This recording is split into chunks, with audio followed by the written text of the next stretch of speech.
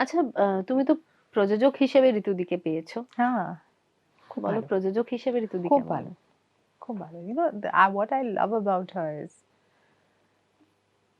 she's so affectionate. উনি সবাইকে ভালোবাসতে জানেন। True. And she keeps trying.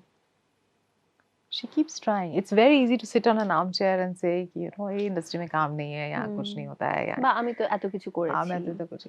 She every single day she puts herself out there and she makes it a productive, useful day. She makes an effort. मतलब मैं तो सलाम करती हूँ। True. And she is not lazy. Not at all. Like I am lazy. So, you know, I look at her sometimes and I just marvel at how much energy she has. And she pushes herself.